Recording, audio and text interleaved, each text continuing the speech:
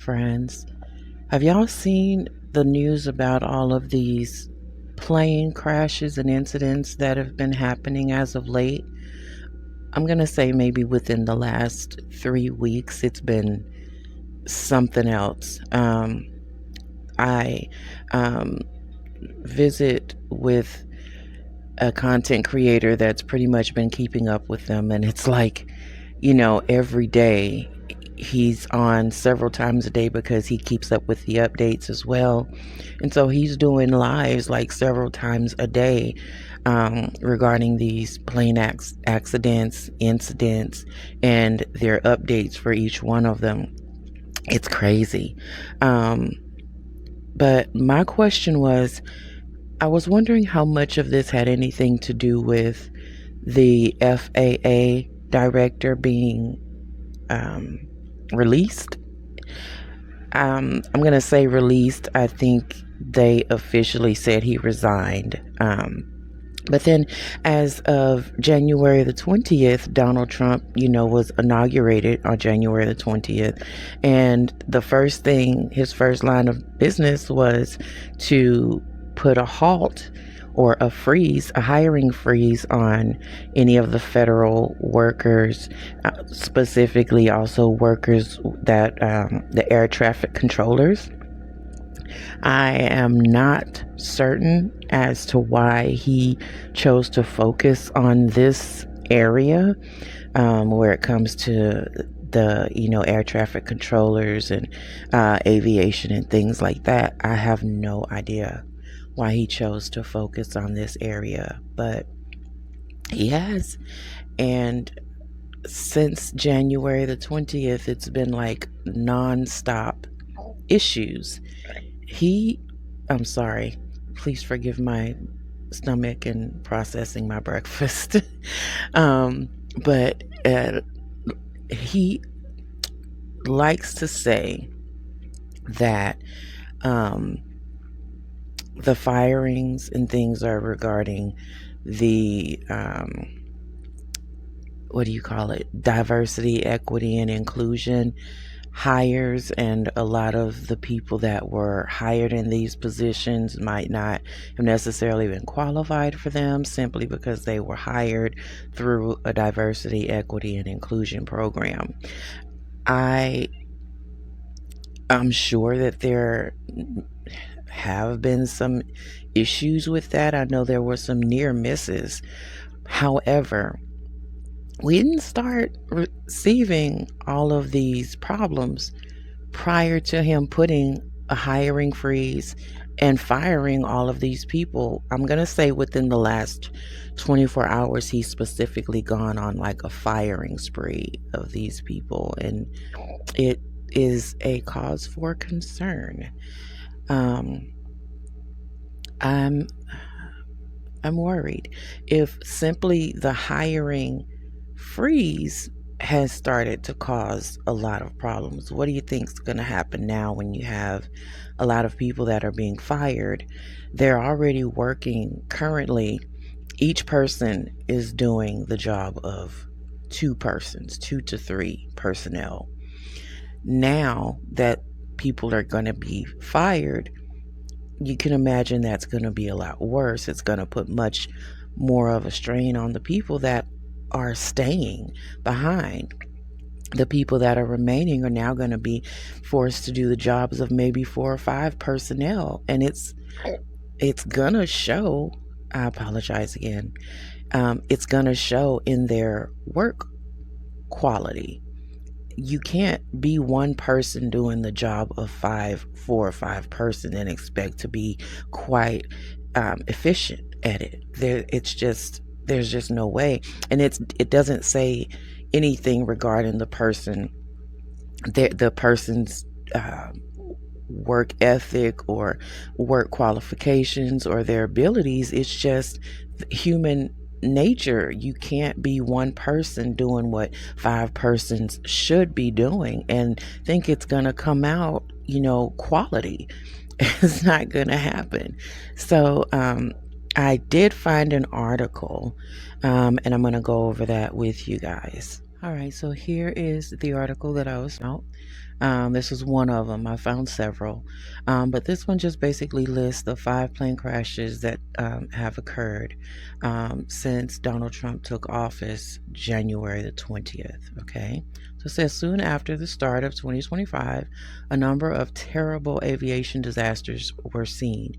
Aircraft accidents have taken over news feeds for the past 3 weeks, the most recent one being the Toronto collision that left 18 people injured. Here is a timeline of the major plane crashes that took place in 2025. Okay, so this is a picture of the one that took place in Toronto, the most recent one. This plane is upside down. Both of the wings of this plane have been seared off, as well as the wheels, the landing mechanism on the bottom of it. As you can see, it's upside down, but you see no wheels. There are usually 2 wheels on this aircraft. There are usually 2 wheels near where the wings are, like right there, and as well as a landing mechanism in the front by where the cockpit would be. None of those are shown here because they've all been seared off. And once again, notice that this plane is upside down. It's on the ceiling.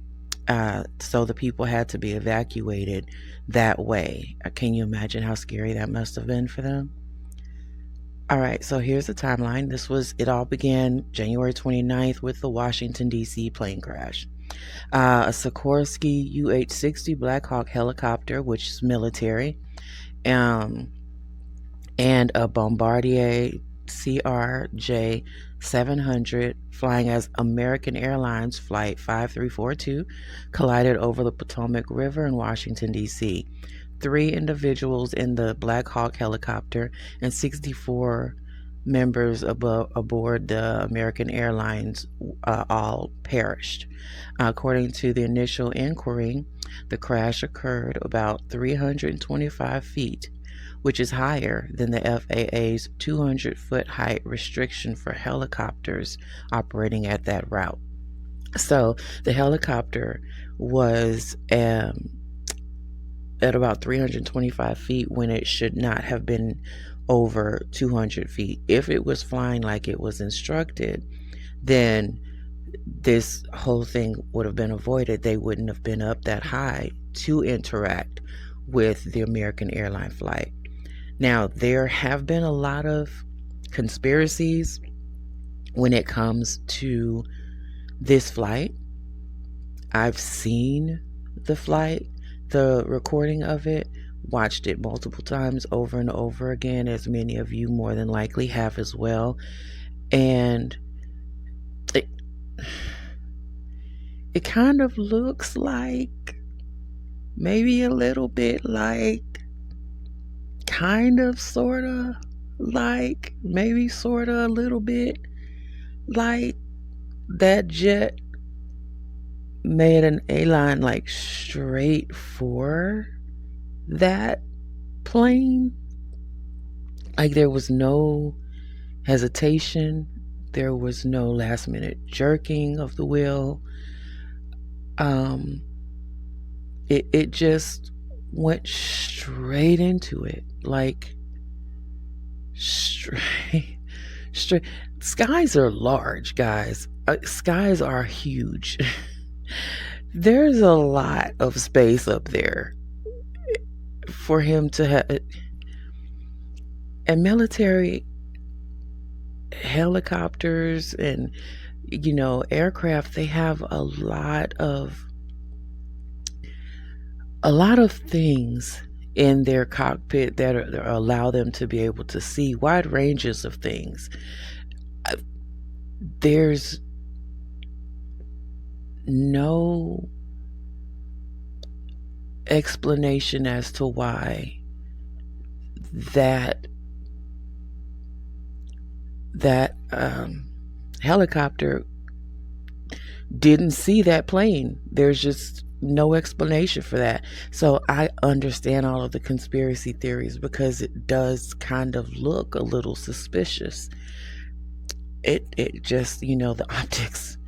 But then the second plane crash, January 31st, I apologize, was a Philadelphia crash. So in Philadelphia, a medical plane crashed, killing 7 people. Shortly after launching from a nearby airport, the Learjet crashed into the ground in a neighborhood, creating a huge blaze. Now, the problem with that was this was someone it was a medical plane. Someone was seeking medical treatment on there. So the patient as well as everyone on board perished in that one. And it's really sad, because they were trying to save their lives and still ended up losing their life in the process. February the 6th, Alaska plane crash. Okay, and so this one went missing for a little while. Bearing Air Flight 445, a Cessna 208B Grand Caravan flight from Unalakleet to Nome, Alaska. I'm not sure if I said that right. I hope so. So the flight from Unalakleet to Nome, Alaska vanished 10 minutes before it was supposed to land. All 10 passengers perished in the plane, and the wreckage was discovered in the Bering Sea, 34 miles from Nome. So they looked for this one for a while. It just kind of disappeared. It took them a few days to find it, but they did. And then they had to go through the process of, recovery. And initially they found like 3 bodies, and then they had to keep digging, and then they were able to identify all 10 persons aboard the flight. February the 10th, plane crash at Scottsville Airport in Arizona. An aircraft drifted off the runway and collided with a parked aircraft. 4 people were hurt and 1 person died. Now this was February the 10th.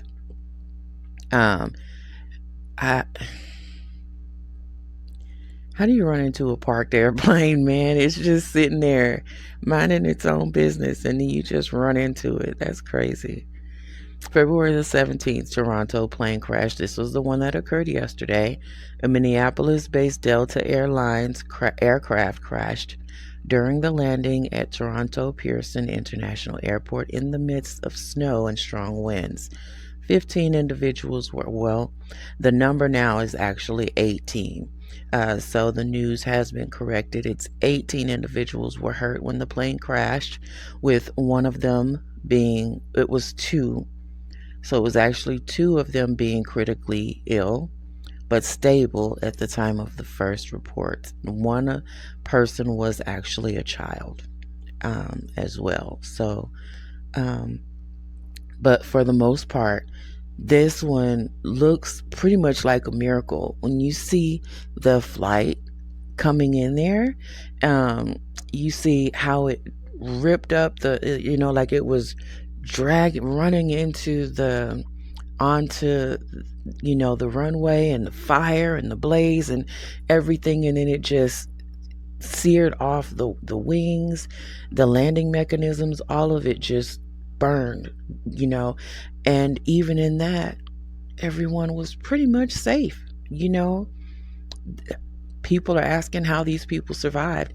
I don't know how. I'm just glad they did. And so at this point,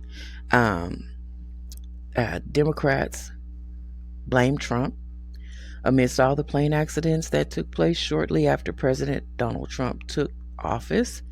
Representative Eric Swalwell slammed Trump, stating that all the incidents were his fault. So, again, I think they're saying that because of all of the hiring freeze.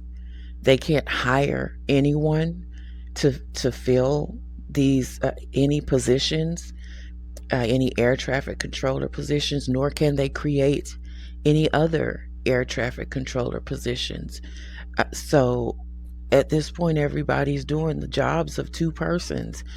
Now that he's begun the process of firing people like crazy as of yesterday, it's going to get much worse. I'm hoping that doesn't translate into plane accidents or incidents on the runway, but he's now firing the large amounts, hundreds of, I think the number was thousands of persons he fired as of yesterday.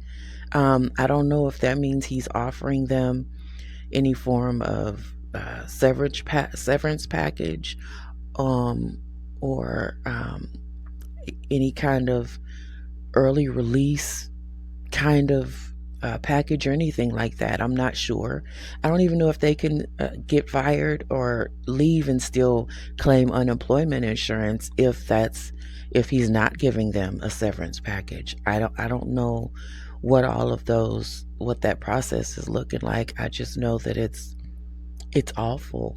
You know, I'm not sure how he's deciding who stays and who goes.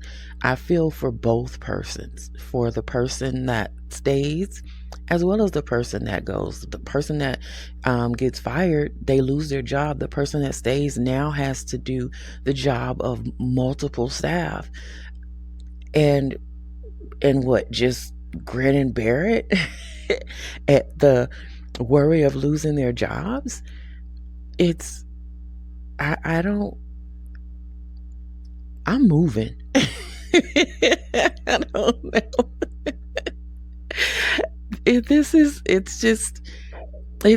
I'm sorry, my stomach is still doing a thing. But yeah, it's cause for concern. It's just really cause for concern. And I would not encourage any of you or anyone that I know or love or speak to or anything. I wouldn't encourage anyone to get on a plane to travel in that way. I know people have, long since said, oh, traveling by plane is much more safer than traveling by car or by any other mode of transportation. Well, I beg to differ currently. So I wouldn't encourage any of you to get in a plane. If you got to go somewhere, take a long road trip. It's more scenic. You get to meet more people that way. Take a road trip. Don't get on an airplane right now until they can iron some of this stuff out, because it's just not safe right now for anybody. So if you can avoid getting on a plane, by all means, do avoid that, at least for the near future. But anyway, I just wanted to talk to you guys about that, bring that to you. If this is your first time here, please do subscribe. I hope you consider it. Please do like the video if you like the video. Thank you guys so much for watching my video, and you guys have a great day. Bye.